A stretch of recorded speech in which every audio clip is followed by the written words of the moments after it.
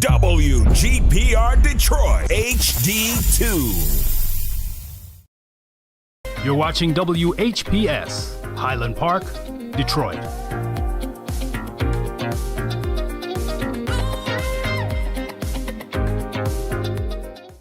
FM 88.1 WHPR, Highland Park. WVIE 107.3 FM Charlotte, Amalia, Virgin Islands. The views and opinions expressed on the following show are not necessarily the views and opinions of WHPS, its affiliates, management, or sponsors.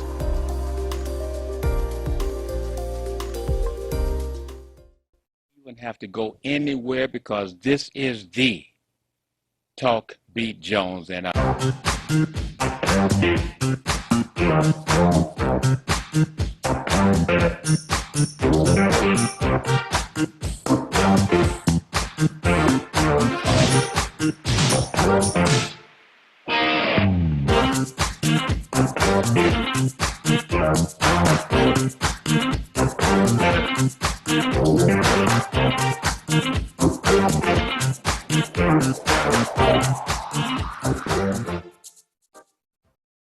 right in just a moment too, and now we're back with you on the Talk Beat Jones. And family, I am Billy E. Jones and want to thank you for joining us today.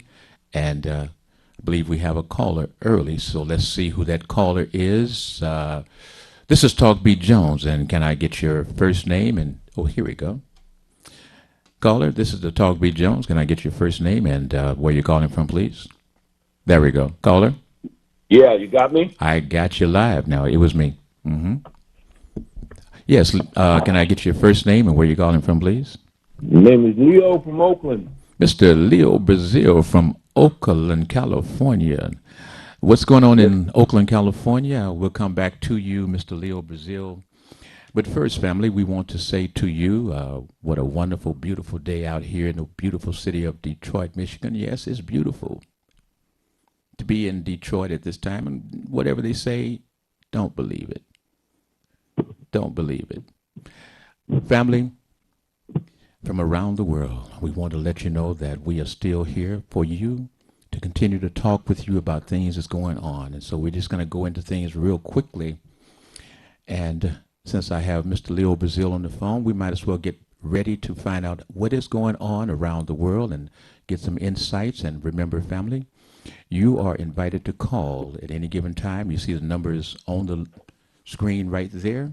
And of course, you can pick up your phone and call us and join in on the conversation on the Talk Beat Jones. I want to say that my family around the world have been so kind with your messages and comments and such. We thank you. And Mr. Leo Brazil? Yes, sir. How is it going in California? Well, it's kind of hazy here today, so it's early in the morning here, so it hasn't made the day yet. It hasn't made the day. Okay. Well, family, once again, we invite you to call. That number is 313. I'm going to just give you what I got here, 313-868-0342. That number again is 313-868-0342. I can barely hear him. Say what? I can barely hear you. Well, as long as you can hear, because we know you have a situation in California there. 313-868, and Tim will make the adjustments to what he can do there. Okay, he's on it. 868-0351 and 313-868-0351. The third number, 313-868-4336. That number again is 313-868-4336. And Leo, we have not had you on the phone with us for a little while, so we'll consistently work on trying to tweak it and get you back up to speed with your sound, etc. All right?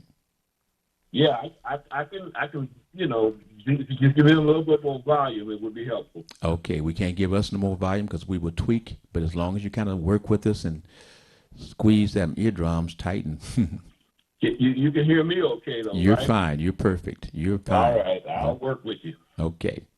Now, Leo, what is going on out here in Detroit? We are going through the spike in COVID. Our schools are being hit hard.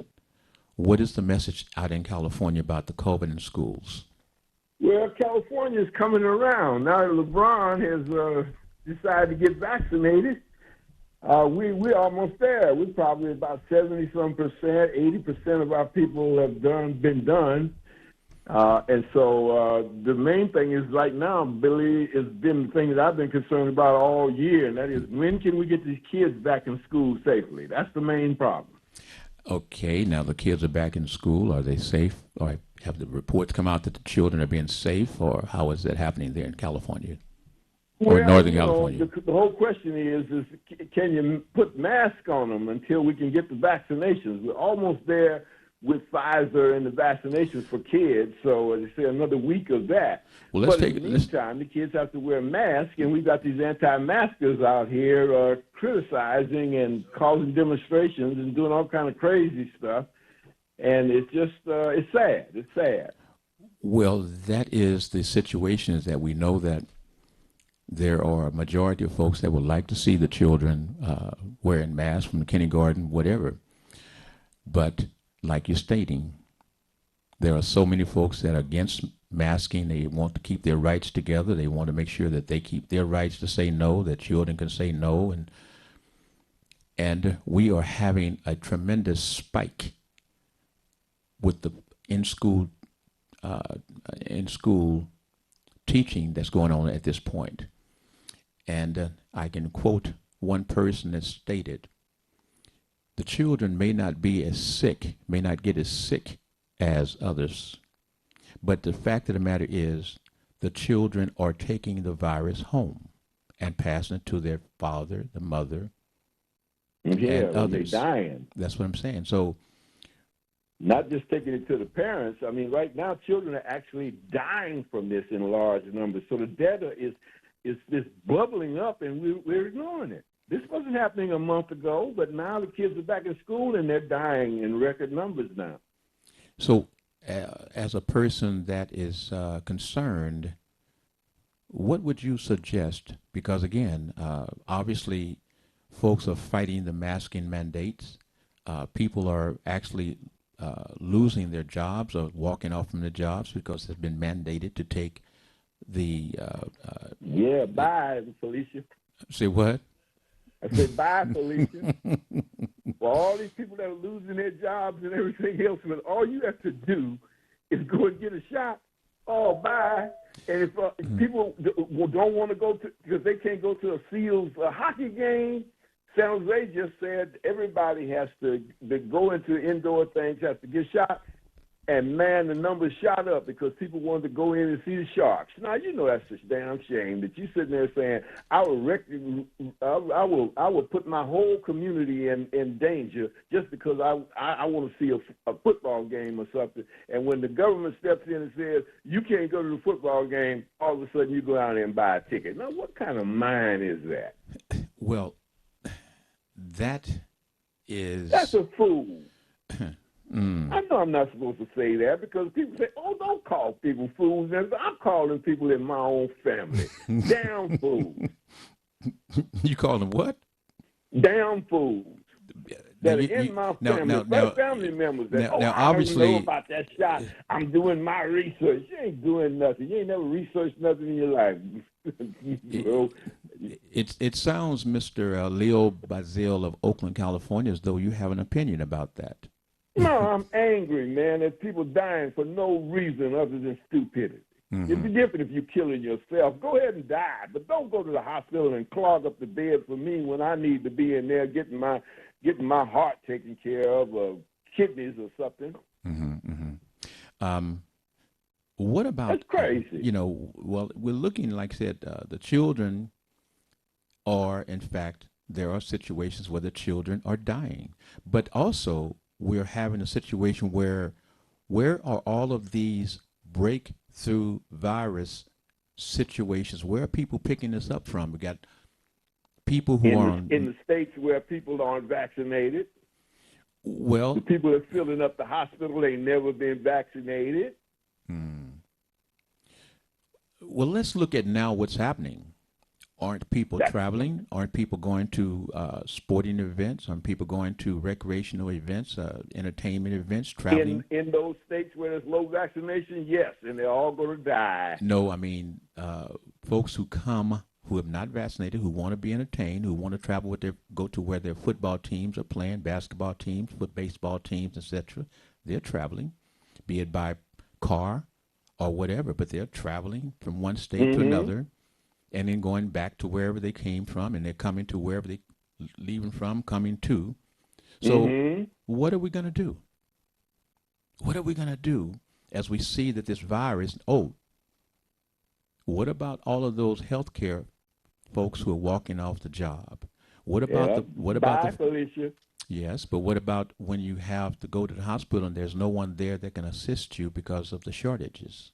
They could be there to assist me, but they ain't got no beds. So how can they assist me because they're working on you because you wouldn't take the shot? I'm sorry, you got to go, buddy. I've done what I tried to do to help my neighbors and my family. And you would say, no, I'm an individual. Well, let's see, who's at your individual funeral. Okay. So you have really thought this out in terms of they're talking about bringing in the National Guard. They're talking about bringing in the National Guard to help replace some of the healthcare workers. Right. What about the firemen? Same thing. They got National Guard that are firemen.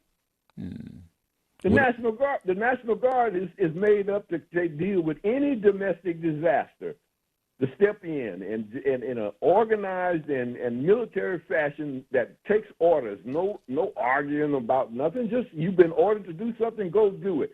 And they will come into town if they have to parachute in. They are going to come in and bring a thing down. And that's what I love about what's going on in New York. The people, we ain't not going to do this. The governor says, I'll send the National Guard in if you hospital workers don't get shot.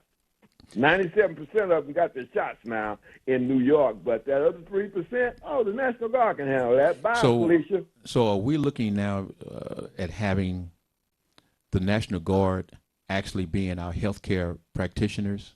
It's a war. So what? They ain't going to be there forever. Well, how long do we know how long that they will be? Do we know how long we're going to be in Afghanistan? We stayed there for 20 years. So why argue about whether or not we're going to be with the National Guard for 20 months or 20 minutes? The difference is Afghanistan is in Afghanistan. We're in America. We are in America. And, I like this. You're excited today. You're fighting. No, I know you don't believe that stuff, Billy. You just egging on, because it don't make no sense, my man. It ain't like we don't have the capacity. We got the capacity to supply soldiers all over the world, about 1,000. That man flew out 100 and some odd thousand people in about 9 flights in Afghanistan. So don't tell me they can't do this. But now, is this situation going all over the United States where different states are mandating that the healthcare workers, that the people who are dealing from the police department, the fire departments, etc., are they being mandated to take these injections or leave their positions all over the United States? No, because nobody has the ability to do that other than the federal government. The federal government, it's a 50-state situation. That's the problem. It's that it's one of these 50 states. If we got to go state by state until we get all 50, then people are going to be dying unnecessarily by the thousands. But if the federal government steps in and mandates, and that's what Joe Biden so far is not talking about that, because he does trying to get his economy going and trying to get these other things going. He does not want to talk about mandates. But if it becomes necessary to mandate, Congress is going to have to pass a law. But right now, the president has already showed. He's telling the federal government, anybody that works for the federal government, you've got 3 days to get your shot. Otherwise, you're getting hit in the door. He can do that in the executive branch of government, but he can't do that throughout the whole federal government. He can't do it and impose it upon all the states. The governors have to do it state by state. That's the whole problem with us being 50 United States. We're not united. We're individual, and we cannot allow this because the enemy is attacking all of us. Did you happen to watch any of the games this weekend? Watch the Raiders. You watched the Raider games. Go Raiders. Did you notice any of those shots of the crowds at the Raider games? Yes. What did you see? I saw people that didn't get in the door unless they were vaccinated. And how did And they? I saw England just report that they had some kind of big concert, and right here in the United States, I can't think of where it was. They had some big concert a couple of weeks ago, and not one person has shown up at the hospital that went to that concert saying that I got COVID. So it's mass. Hold on. We know it. Hold on. You say that they had the concert when? A couple of weeks ago, they said it takes 14 days of isolation, right? So they had this big concert. I think they said they had 60, 70,000 people. I can't remember where it is right now. I'm having a senior moment. 60, 70,000 people there. 15 days later, not one of that 60 or 70,000 has showed up at the hospital with the disease because they all was checked at the door for their vaccination and they all had masks on in the event. Okay. It was a rock concert. I can't remember what it was because I was looking at it and I said, well, I see the white folks are not afraid to go out there and experiment, but I don't think you get 60,000 brothers these days to go to nothing with all this stuff going on. I tell you what, you've got your brother Timmy Tim laughing his off. Well, it's the truth, Tim. If I tell a lie, tell them to call in and straighten me out. Well, Or as my grandfather used to always say to me, rescue me from my error. Rescue you from your error. If I'm wrong, please rescue me. Well, let me ask you this. We talk real talk here on the Talk B. Jones, and now here we go. We have another councilman, Mr. Leo Brazil. You were a two-time council person in Oakland, California. We have another council person that has pleaded guilty to federal bribery conspiracy charges. Mm-hmm. Over a year or two period back in the day, took about $35,000. What do you think about that? I broke up on that one, Billy, and I don't know what you're talking about. You said there's a councilman who pleaded guilty to some federal charge. Let me do it again for you real quickly for the All world, right. for the people. Spivey is guilty. He is expected to leave the council. Detroit official pleads to federal bribery conspiracy charges. Okay. So what's happening on our council? That's another council person that they say he cooperated with the feds for about 15 to 15 months. So he had been on the council doing his things while he was working for the federal people. And we probably were going to see some more fallout from this situation because other folks did not know that he was being cooperative, I guess, with the authorities. Well, if he made a deal is a deal. If you don't believe me, ask Bill Cosby. You make a deal, the deal is a deal. Whatever deal he made with them, somebody is going to fall because they always give you a lesser amount to get somebody higher if you give them up. And so that's what I suspect to be the next shoe to drop in Detroit. Wow. And I'm kind of stunned to have this many people who have had the opportunity to run the lives of the citizens of Detroit. They're the ones that have been making the votes on the different contracts, on the different arrangements. Let us get an idea, Mr. Leo Brazil, as a council person, what are some of the things that council people do for the community? Can you recollect? Well, the main thing is people want you to feed the poor and clothe the homeless. I mean, clothe people and do all those kind of things. That's not a city's job. That, for most states, the way California is organized, taking care of social welfare, that is a county function. The city's function is to pick up your garbage, police your streets, stop your house from burning down, take your kids to school, to do local government kind of things. They want us to do things that have been assigned to state government or county government by the state, or state stuff that the federal government has mandated to the states. And when I say mandated, they tell the state, we'll give you $1 billion for your project, but you must hire people with that are blind, or you must, in other words, they mandate that you, in order to get the money, you got to meet certain conditions.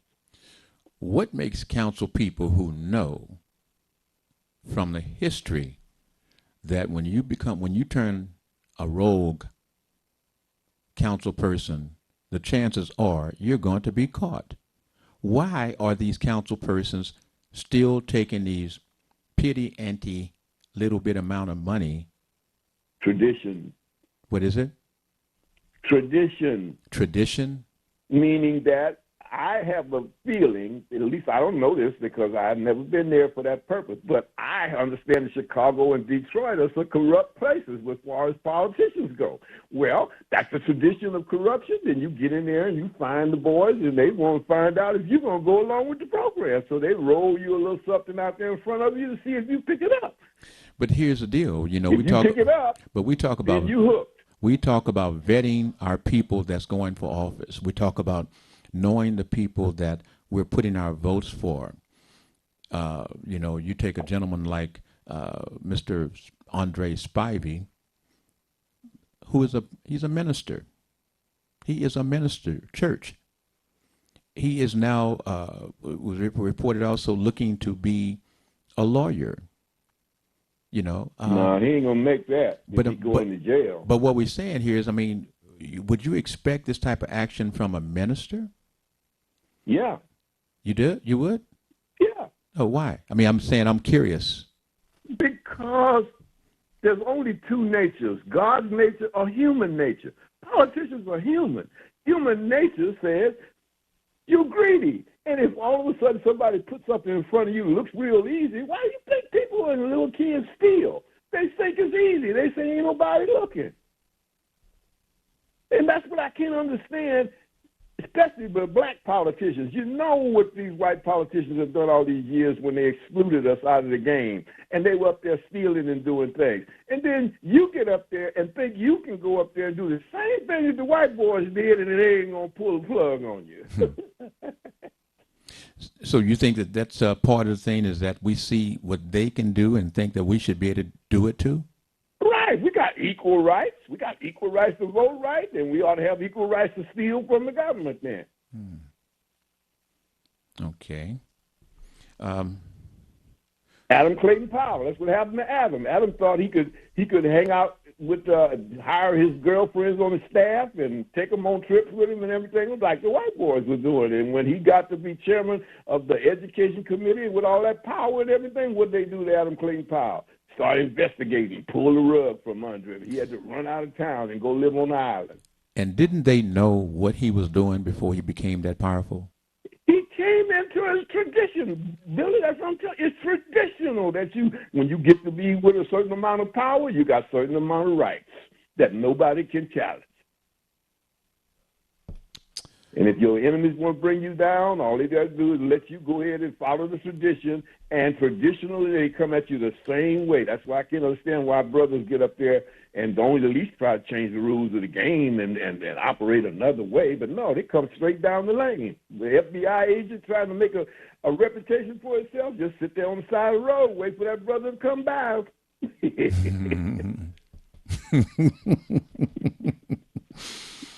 You are really putting it out there today, my brother. Really, you are. Last question for you is, last question on that subject is, have you ever been tempted while you were on the council, or did you know persons that was tempted? We have talked about it. That is, that people came at you You turned it down. Yes. Okay. I mean, so I that went. You know, there was a developer who came into town and took me over to lunch over at where Trader Vic's is over there in Emeryville, right? Wait, let me do this. The gentleman that is relating this conversation to your family around the world is a former councilperson, two-time councilperson in Oakland, California, as well as a former Black Panther, etc. And he's relating to you how people come at persons serving on the city, on the various city councils. His happened to be in Oakland, California, as we're discussing the council persons who have been guilty of crimes out here in Detroit. Tell us again, how does that work, Mr. Leo Bazile? Okay, let me give you an example. When I was tempted, developer wanted. Hold on, caller. I'll get to you. Wanted a vote on a developmental project in the city of Oakland. Mm-hmm. Called me up, said, "Hold on, Leo, just a second. Lunch? Hold on, just a moment. Hold on, caller. Just want to lock you in. Go right here, Leo. You want to lock you in? Or you want to take you out to what? Leo, back to you. Oh, wait. There we go. Leo. Leo. Mm-hmm. Leo. There we go. Leo, did I get you? There? There we go. All right. New phone. I got to get the technique. Thank you, Tim. Go right ahead, Leo. Well, tell me where I left off.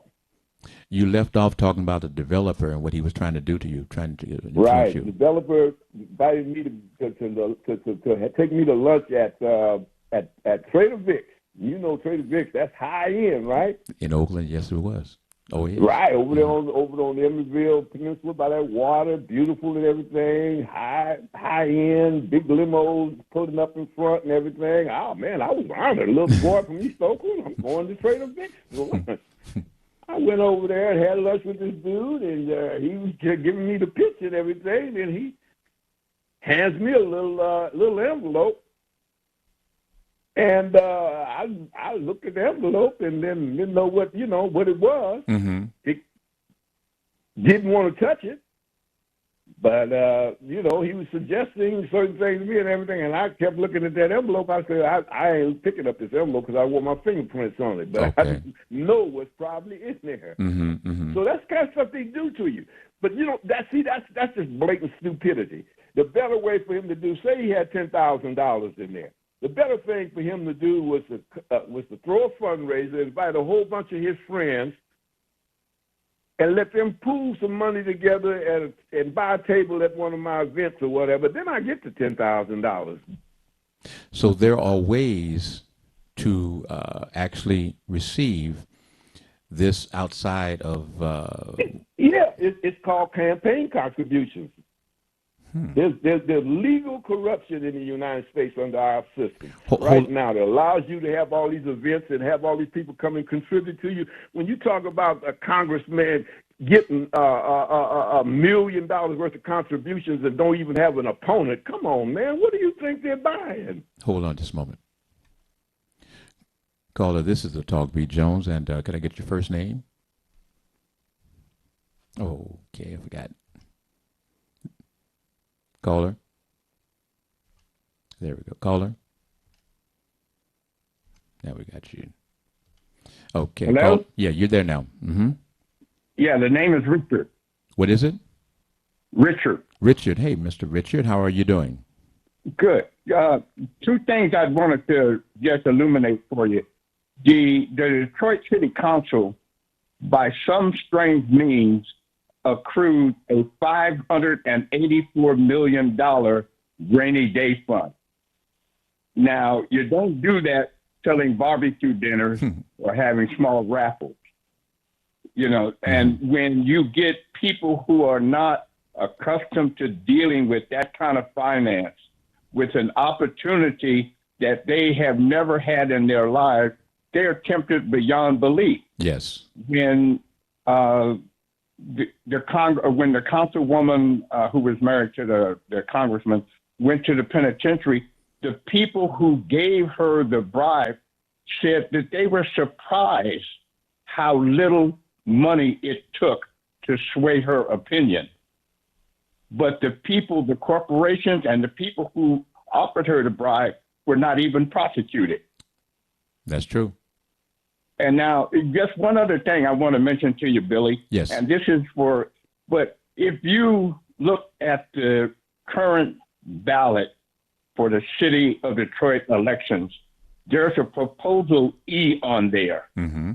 Read it and tell me that they're not trying to be deceptive and, feed people misinformation and misguide them in voting. Wait a minute. Can you tell me how you started? Proposal E. Wait, can you tell me how you started that off again? They're trying to be what now again? They're being deceptive and trying to mislead people with language. They have a term, you need to read it. And I don't have it in front of me, but I read it yesterday, and I called several people. Matter of fact, I called the councilwoman's office and the mayor's office.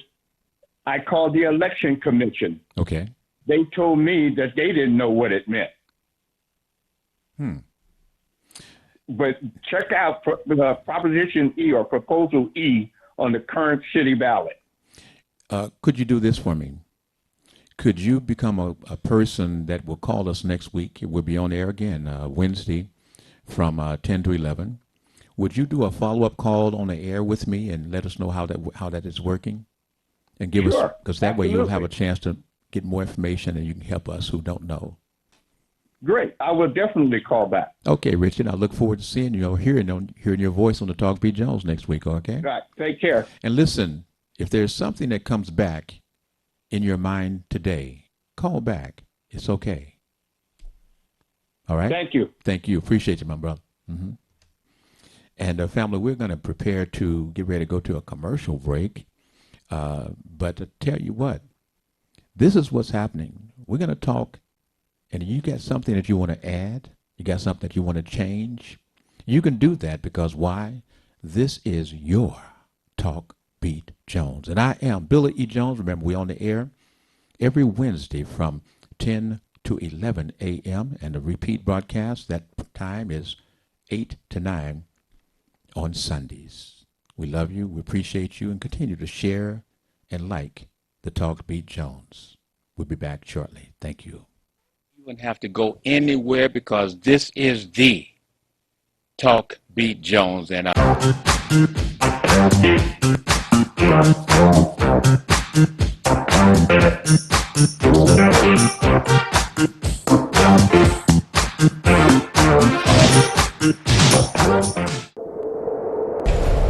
Justice for Mario Willis. Truth. Facts. Evidence. Matter. Log into justiceformariowillis.com. Read for yourself.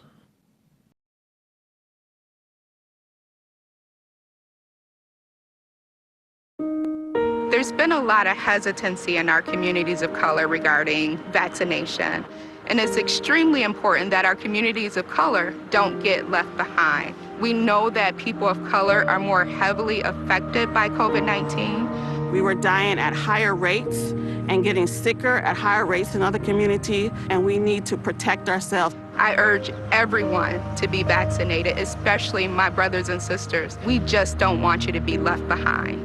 Hi, this is LaWanda. This is RJ Watkins. Coming to you to bring you some information about the #1 detox in the nation, Lemon Burn. Lemon Burn helps to turn the fat into fit. It's for you, a happier, healthier you. Because healthy is the new beautiful. An all-natural way to improve your health. It promotes a healthy digestive system, attacks and reduces belly fat, as well as gives you energy. Need to get yours today. Call 313-868-6612. Don't forget to exercise and eat right. We at Watkins Broadcasting care about the health and safety of our viewers and listeners.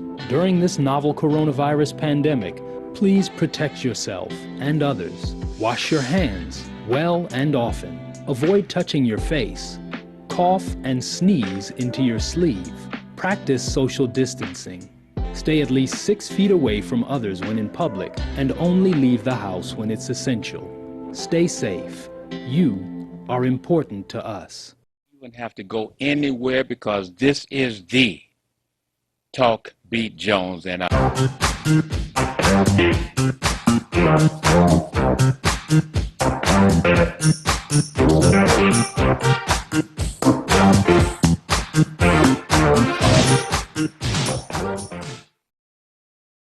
Once again, I am Billy E. Jones, and so much fun being here with you.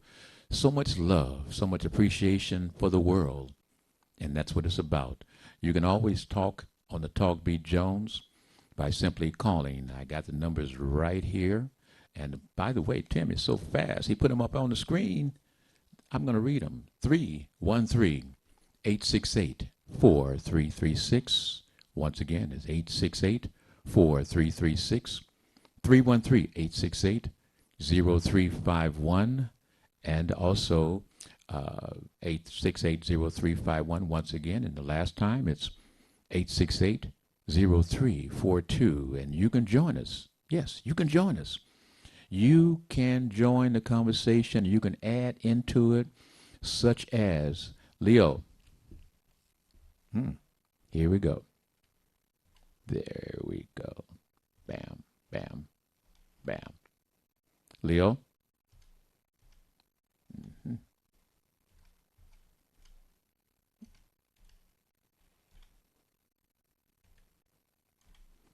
Okay, there we go. Leo, can you talk to me? We got a new phone, and these buttons here is just a little bit different. They say, Billy, you good with the phone? What happened? They put a new phone in on me. Tim was trying to show me, and there we go. Leo. Yes. There we go. I had to retrain myself the way Tim has taught me. I was going back to old school. You know, it's hard to train a different person to do the right thing. But Leo. Yes, sir. Starting Friday, 70,000 people out here could reverse their license suspensions. Let's see what it says here real quickly. About 70,000 people who have had their license suspended for certain infractions may be eligible to have their driving privileges restored, as several criminal justice reform laws recommended by the Michigan Joint Task Force on Jail and Pretrial Incarceration take effect. The Department of State, Attorney General's Office, and state court administrative offices have spent months preparing to implement the bipartisan package of 8 laws that ease license suspension rules and decriminalize some offenses. The new laws take effect Friday. What is your opinion of that, Leo, in terms of, I'm not sure if California have that? Well, I didn't get all of that, Billy, because you were breaking up a little bit. I can just summarize it for you. What they're doing is saying people in the past who could not receive their license because of infractions, etc., fees not paid. Could not secure a license. People who have had their license suspended, people who have Right. lost his license for whatever the reasons were, or Right. that could not receive their license back because they didn't pay the fees, didn't make the appearances, or do whatever the reason that was restricting their license, they now can apply to receive the license. Without paying the fines or whatever that they didn't pay the first time? I don't know about how it exactly works. I could read the whole thing, but I'm not going to do the whole reading thing. Well, I haven't read any of it, so I can't make no opinion on it. But if you give me a hypothetical where somebody is trying to go down there and get a license and is being denied because they didn't pay the fine the last time, you're saying that this law says that they don't have to pay the fine? That don't make sense. Now, you put something in there because I didn't say they don't have to pay the fines. That's what I was saying. I did not know. Meaning that if I pay the fine and I can get my license back and I come down to pay the fine, why would you deny me then? Okay, let me ask you a question. Let me answer other folks' questions real quick. The laws will have a few different effects on the interplay of traffic offenses, unpaid court fees, and the suspension of driver's license. I got a light on me, write my paper. but by and large, the changes to Michigan's law prevent license suspensions for offenses that have little to do with driving. So if it had little to do with driving, you're able to get your license back.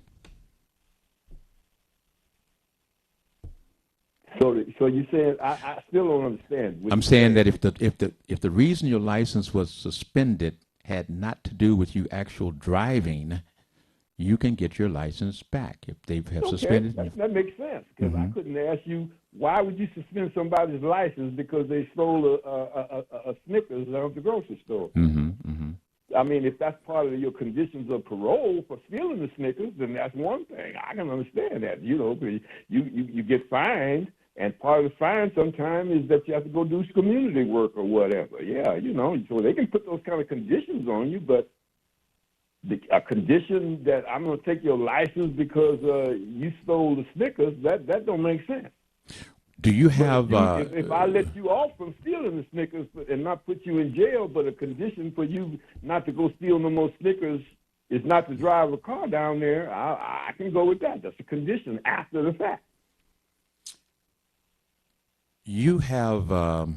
what we're looking for is trying to get folks who are driving without insurance, without license, to have the ability to get the license so they can get insurance, so that we can stop all of this situation where people are having to continue to live and drive bold.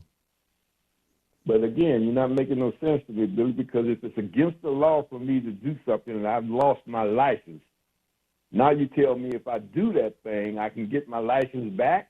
Well, I could have did that the first time, you know, when they told me, do this and you get a license. You know, I don't understand it. Well, let's understand. Folks have choices, and there are folks who says, I'm not going to pay the $50. The $50, as long as it's on the book, you can't get your license. Whatever it takes, whatever your fines or whatever your situations, whatever it is, says attached. Until you take care of that situation, you're not getting your license. I'm fine with that. And some people choose to just ignore and say, I don't need it. I'm going to drive, and I don't need license. Just like folks are driving, they say, I don't need insurance. Right. So what they're doing now is like this gentleman that I'm looking here says, Mr. Anderson got his license back about 5 years ago after nearly 20 years of fees, jail time, tickets, and suspensions. Anderson calls that cycle a poverty tax that for years showed no signs of relaxing. Therefore, Mr. Anderson, what do you want me to do? Feel sorry for you? I do.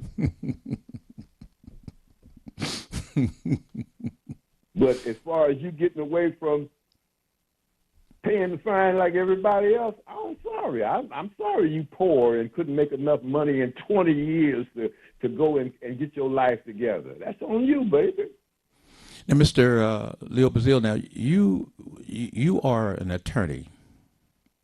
Retired, but you know you spent how many years? 20 years. 20 years as an attorney. 20 years retired. Oh, 20 years retired. How many years practicing? Oh, about 30, I guess. Okay, and so you're familiar with that courtroom, and what type of cases did you handle? Which side of the bench were you on, the defense or the offense? On both sides, depending on the case. So you were a defense attorney as well as a prosecuting attorney? Right. If you came to me and you wanted me to defend you in a criminal case, we did criminal cases, so we do criminal defense. If you came to me and said you want me to sue somebody because they did something wrong to you, that makes you a plaintiff, and then we were plaintiff's attorneys. So you can be plaintiff or defense depending on what kind of cases. If you specialize and can make enough money being one thing, then fine. Otherwise, you're a black person that's practicing law. You got to catch what's in the door, comes in the door, baby. Otherwise, you're going to starve to death. No, so what is the attitude of an attorney when you're dealing with those type of cases? One, that you say, if you are a defense attorney, is there a different attitude as opposed to you prosecuting or after someone has sued them? Yeah, it's a big difference. Can you take a moment and educate the family because we're talking to an attorney, and we see all these folks who are attorneys and ministers that are caught up. And so what is it's like you may not be going to church, but you're a minister. You're going down, you're serving in the city council, but wait a minute, just, and so what is it that makes that person who is an attorney still think that they can beat the system and get away with it? The same reason that child that you're raising will go and steal the Snickers. He has not been directed that this is wrong. Okay, now that person... The minister knows right from wrong. Well, he's got a character flaw. And it's clearly there. And that character never comes out until the circumstance presents itself a temptation, and then you look around and say, oh, ain't nobody watching me with the Snicker bar, so you pick it up. So the minister, just like that kid, he thinks he can get away with it. So does that, in terms of like the people that are needing attorneys, what do you say when you know a person comes in, they're telling you that they need a defense attorney, but in your mind and looking at the facts and as it's being presented, you know your person is guilty. Mm-hmm. But don't you, I mean, what is your attitude at night? Do you think, well, I got to do this, I got to do that, but he's guilty, so what? No, that's easy, Billy. Billy, when you work hard, you get your degree, you get your license, you practice the law, you're going to make a living with people coming in the door. So you want to do the right thing. Now, what is the right thing? What were you taught? That everybody has a process that they are due process. That is, innocent, guilty, no. You're innocent until you're proven guilty. So when you walk in my door and tell me, Mr. Brazil, I've been accused of robbing the bank, and I'm going to say, well, did you do it? And he says, yeah, I did it. And I said, okay, what do you want? He said, I want you to defend me. Well, the only defense I can go in there with you is to plead not guilty and then see first what the DA has on you. And then if he don't have no evidence that he think he can, that I think he can convict you on, I will tell you, don't take the plea that they're offering and let's go to trial. Because I think I can beat him. Is there a financial incentive in going to trial as opposed to taking a plea deal? No, Billy, ain't no financial incentive. If you are guilty and you know, and that's what the attorney's going to tell you, I'm going to tell you, I'm going to say, Billy, they got you, brother. I think we got you cold. Don't go to trial. Let's make a deal. Like Bill Cosby did. Bill Cosby made the deal, and then they turned it on him and tricked him. Well, see, if he had won the trial, he would have walked, but he didn't. He lost the trial and went to jail, but he got overturned because of the deal that was made. Okay, so your boy R. Kelly should have made a deal way back when they was trying to get him on something minor. Now they got him major, and he's going to jail for the rest of his life. Okay, but the attorney, going back to the attorney, and the attitude of the attorney to the clients, period, not just yourself, but when the attorney says take the deal, the time that they're serving the client is less time than if they actually go to trial. Is that right? That's what? The time that they spend defending that client means that you're going to bill that client less hours because it's going to take less hours to... No, it don't happen that way, Bill. Okay, help us out. Help me out. No. You come in and tell me you got a bank robbery, and I tell you I'll do it for $30,000. I want my $30,000, or at least half of it up front. No, ain't no work, and ain't no money on the table. I got to have my money to be working because I got other clients who will pay me for my time, and you taking my time, and then you're gonna punk out on me on the end. Oh no, that's a terrible attorney because he ain't taking care of business, let alone on the legal side. You don't know what he might do. Would you do this once again? Would you give the world and give the audience the attitude in terms of how an attorney is going to approach that person coming in, wanting them to defend them, you have to have some money. That's why they say those who have some money may have a chance to get off, but you're poor people. You're poor people. There you go down. There you go down the lane there, which I cannot argue with. Ain't got nothing to do with poor. Poor people have attorneys. The state provides them with attorneys. Call the public defender's office. Now, Leo. You want me to go and take my time and work for you because you poor, and my family's starving, and I got somebody over here that wants to pay me some money to do something, but I'm going to say no to them because I got to go over here and help this poor person. Nah, that ain't the way life works. And with that, family, you understand when people are saying, yeah, I went to court, but I had a court-appointed attorney, and I had just met the attorney when we were about to get in front of the judge. Now, what type of defense can they provide to a person with that type of arrangement, Mr. Leo Brazil? That's a lie. Tell us about it. No, you tell me about where the case is, where that happened. And I'll show you that that person is lying. That person Because it don't happen that way. You go in, you sit down with the attorney, whether he is appointed, don't matter who's paying him, you paying him or the state is paying him, you got to tell him your case. And you got to have a case. If you don't have a case, then he's going to say, I don't think I can handle this for you, and therefore you go out the door and go find another attorney. Attorneys don't just take cases. They don't have to.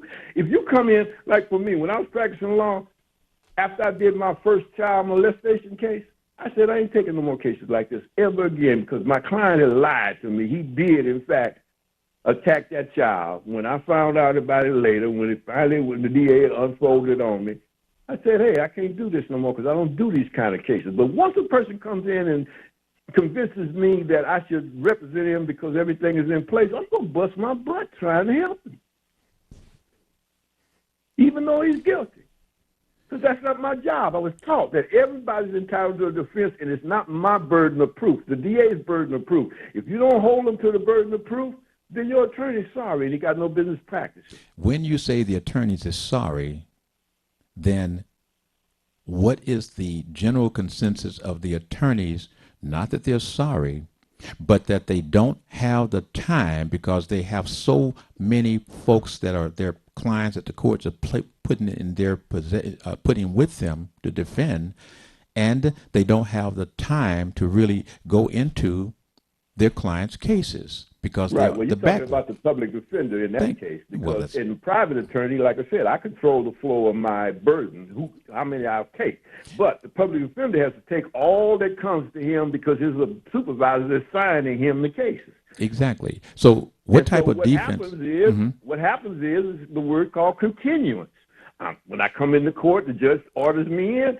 You ready, Mr. Brazil? No, Your Honor, we're not ready. Can I get a 2-week extension on this? And we've already worked that out in chambers. So he said, yeah, Leo, I'll give you 2 more weeks. And then I got 2 more weeks to go out and more time. Wait, I think you said something that the people need to understand. The chambers. The chambers. The dance that goes on in the chambers before the judge and the attorneys come out and present the case. There is a discussion in the chambers. Can you talk to us about that dance that go on in the chambers in terms of a judge has a calendar. Let's say he got 30 cases on it that he got to work through that day. His idea is to get those attorneys into his office, 15 of them into his office, and we're going to go through each case and say where we are. What is it you want, Mr. Brazil? Well, Your Honor, all I want is a 2-week continuance. All right, I'll grant you that. Or, no, I want to argue this motion, but okay, we'll set a date. And all of these kind of things are worked out in chambers so that when we go out on the record, when the court reporter comes out to take the record, we can move it. 30 cases, boom, boom, boom, boom, boom, boom, boom. Why? Because we already know what we're going to do. All we're doing is assigning a time. Now, if we're talking about settlement of a case, that's usually not a criminal case. That's a civil case where there's the insurance company want to pay $100,000, but I want $150,000. We go in the chambers and looks at the facts of the case, and the judge says, "Well, Leo, I think $150,000 is a little bit much." And I think 100,000 is a little too light. So what he's doing is pushing the two attorneys in to come up to that 125,000. You see, that compromise that the judge will say sounds reasonable. Once we agree to that, then we go out and do the thing. Now, when you say go out, then put something else through. Go out into the courtroom with the court reporters on the record officially. Mm-hmm. And then, so who picks up the dinner tab, the prosecutor or the defense attorney? What do you mean, who picks up what dinner tab? The general consensus from us outside of the court is that the attorneys and the judge potentially have that off the time, y'all time to get together, socialize, have dinners. No, we don't do that. Have events, meet at parties, talk situations over, what you will do, what you want to do. Not cases. Not cases. You don't talk. No, you don't. Hey, that's unethical, man. That is clearly. Why would I put myself in danger to lose my good government job as a judge? What, Mr. Leo? You come in and talk to me at a cocktail party, and I don't know if you got a tape recorder in your pocket or whatever, and I'm talking about cases that we are working on. Well, no. Here's where we are, Mr. Leo. You gotta say goodbye. Take 30 seconds and do your goodbyes. We got to go. They tell me I got to get out of here. All right, brother. I love you, man. Look forward to seeing you. I mean, let's get together next week on Wednesday. You were fantastic, Mr. Leo Bazile. Me and Mr. Tim was talking about you, just loving what you're doing, how you're doing it. And I said, now see, that's our Leo. Thank you, brother. Appreciate it. And we'll have Miss Michelle Broughton back with us next week. She's, of course, taking care of the school duties. This, of course, is Billy E. Jones of Talk Beat Jones, and we'll be back every Wednesday from 10 to 11, and, of course, on Sunday nights from 8 to 9. We love you. We appreciate you. We respect you. Share the program with your friends and folks that you want to make your friend. Get that understanding from the Talk Beat Jones. Thank you, Mr. Leo, and Michelle Broughton. We miss you. Love y'all. Bye now. You wouldn't have to go anywhere because this is the Talk Beat Jones, and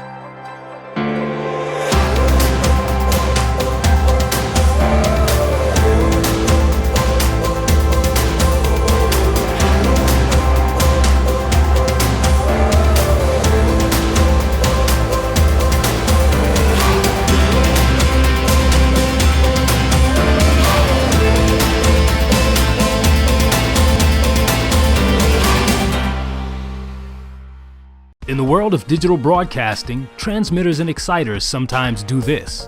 If this happens when you're watching WHPR TV 33, please do this.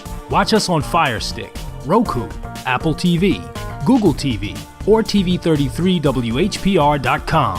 Download the WHPR TV app, and we can also be heard on Amazon Echo.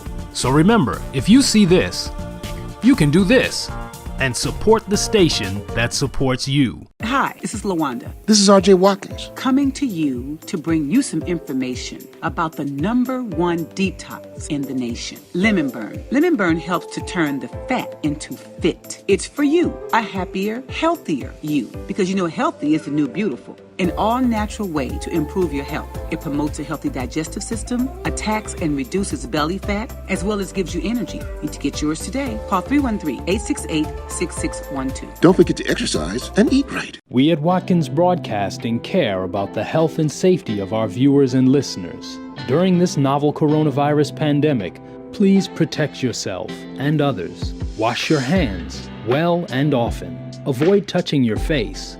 Cough and sneeze into your sleeve. Practice social distancing.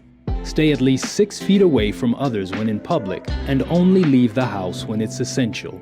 Stay safe. You are important to us.